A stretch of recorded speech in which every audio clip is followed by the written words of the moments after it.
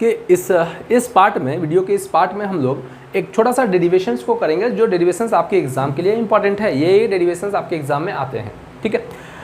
Electric potential due to a point charge means electric potential किसी point charge के कारण कितना होगा।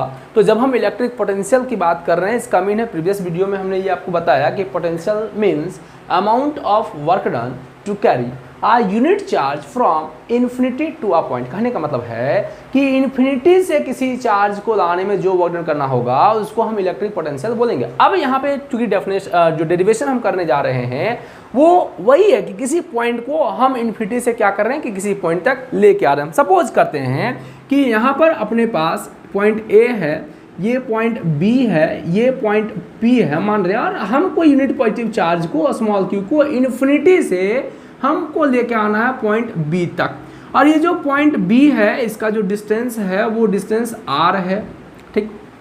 हम क्या करेंगे, क्योंकि ये डेरिवेशंस है तो हम एक बार में इसको सॉल्व नहीं कर पाएंगे, हम डायरेक्ट इसको यहाँ नहीं लेके आएंगे, तो हमको एक स्मॉल सेक्शन को कट करेंगे और फिर इसको डेराइव करेंगे। हम मानते हैं कि पॉइंट P जो है वो इस पॉइंट से x डिस्टेंस पे है, हम एक छोटा सा स्मॉल एलिमेंट्री सेक्शन को कट करेंगे dx। आपको पता है कि हमको फाइंड करना है पोटेंशियल, और पोटेंशियल का फार्मूला अपने पास है V इक्वल्स टू W/Q, ठीक है। तो हम यहाँ क्या करेंगे, हम सबसे पहले W को फाइंड करेंगे, और W को फाइंड करने के बाद हम लोग इसको Q से डिवाइड करेंगे, हमारा डेरिवेशंस आएगा। याद रखिएगा, हम इसको लेके आ रहे हैं इन्फिनिटी से कोई एक पॉइंट तक जो R डिस्टेंस पे है पॉइंट A से। दूसरी बात जो ध्यान रखने वाली है कि हम पॉइंट को इन्फिनिटी से लेके आए या पॉइंट चार्ज को हम किसी पॉइंट से इन्फिनिटी तक लेके जाएं, दोनों ही केसेस में वर्क डन जो होंगे वो सेम होंगे। तो सबसे पहले यहाँ पे जब हम बात करेंगे, यहाँ ऑलरेडी मेरा एक सोर्स चार्ज प्रेजेंट है, हम जैसे ही इस पॉइंट चार्ज को लेके आएंगे यहाँ पे क्या होगा, क्या हम जैसे जैसे इसको क्लोज में लेके आएंगे इस फोर्स के कारण इसको या तो रिपल्सन मिलेगा या तो अट्रैक्शन मिलेगा। अगर लाइक होगा तो रिपेल करेगा, अनलाइक होगा तो अट्रैक्ट करेगा।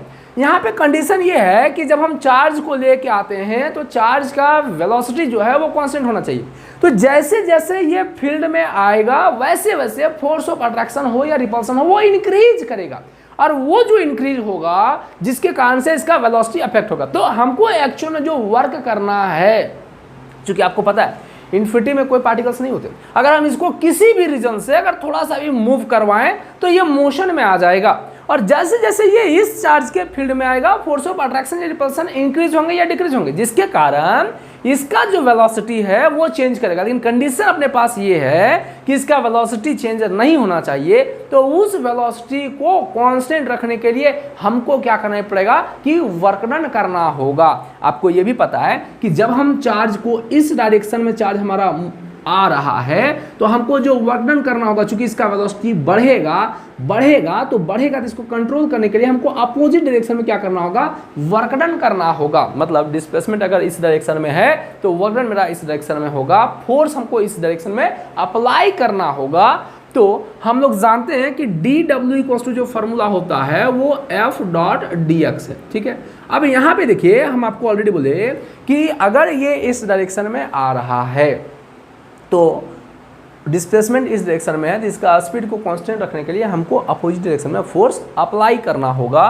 तो dW इक्वल्स टू F, तो यहाँ पे जो एंगल अपना बनने जा रहा है वो बनेगा 180 डिग्री, किसके बीच में, फोर्स और डिस्प्लेसमेंट के बीच में। तो dW इक्वल्स टू होगा F/dx, तो हम यहाँ लिखेंगे F/dx cos 180 degree. So dW equals to मेरा हो जाएगा माइनस F/dx cos 180 का हमने वैल्यू को पुट किया। नाउ अब कूलम्स लॉ से हम लोग जब जानते हैं कि कूलम्स लॉ से जब हम लोग फोर्स को लाते हैं तो फोर्स जो है वो डायरेक्टली प्रोपोर्शनल होता है product of charge and inversely proportional to the distance of the square. अब इसको यहाँ पे पुट करेंगे तो dW इक्वल्स टू हो जाएगा minus KQ/Q0 by x square into dx, ठीक है। हमको टोटल वर्क फाइंड करने के लिए हम इसको करेंगे इंटीग्रेट, dW 0 से W तक इक्वल्स टू, इसको हम कहाँ से कर रहे हैं तो हम लोग इसको लेके आ रहे हैं इन्फिनिटी से कहाँ तक, R तक, KQ/Q0 by x square into dx। Integrate करेंगे, सॉल्यूशन हो गया, ये W हो जाएगा और ये KQ/Q0 हमारा कांस्टेंट टर्म है बाहर आएगा, into 1 by x square into dx, कहाँ से कहाँ तो इन्फिनिटी से कोई पॉइंट R तक। W इक्वल्स टू लगाएंगे KQ/Q0, इसका इंटीग्रेशन करेंगे तो आपको पता होगा, यहाँ माइनस साइन था भाई, माइनस साइन छूट रहा है, माइनस साइन यहाँ पे आएगा, ये माइनस को हम बाहर रखेंगे। 1/x² का जो इंटीग्रेशन होगा आपको पता है ऑलरेडी, इंटीग्रेशन आप ऑलरेडी क्लास 11th में इतना हम लोग कर ही चुके हैं कि x का पावर -2 dx का होता है x का पावर -2 + 1/-2 + 1। तो यहाँ से हम लोग सेट करेंगे तो सीधा सीधी माइनस टर्म बाहर आ जाएगा और ये 1/x हो जाएगा कहाँ से कहाँ, तो इन्फिनिटी से r तक। तो w = हो जाएगा KQ0।